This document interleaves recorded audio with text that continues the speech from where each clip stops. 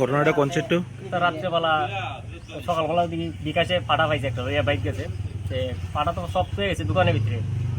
আমি লোক দোকানে আইলাম, আই দিয়ে দোকানে তালাটা পাড়াটা খাইতে লেগেছে। আই দিয়ে দোকানের ভিতরে পাড়া ওটা কিছু নাই। পোল্ট্রি মুরগি তো পোল্ট্রি মুরগি নিছে, দেশি মুরগি নিছে, আর কেসে বাংতি টাকাটুকু আসতো। ভিডিও কয়টা আপনার পাঠা আসতো 5টা, একটা পাইছি আমি, একটা কোনো ছুটে আসলো না, একটা পাইছি, 4টা পাঠা নিতে। আর পোল্ট্রি মুরগি তো গনা টনা নাই, আর দেশি মুরগি এইসব নাই। আনুমানিক আপনি কত টাকার ক্ষতি হয়েছে?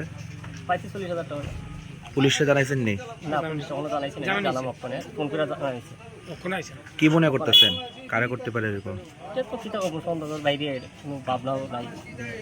কয়দিন আগে আমরা দেখলাম এখান থেকে 2জন চোররে পুলিশের হাতে তুলে দেওয়া হয়েছে। এটি আবার সামনে জুতা আসলো, জুতারি আবার দোকান সামনে ফালাই দিয়ে গেছে।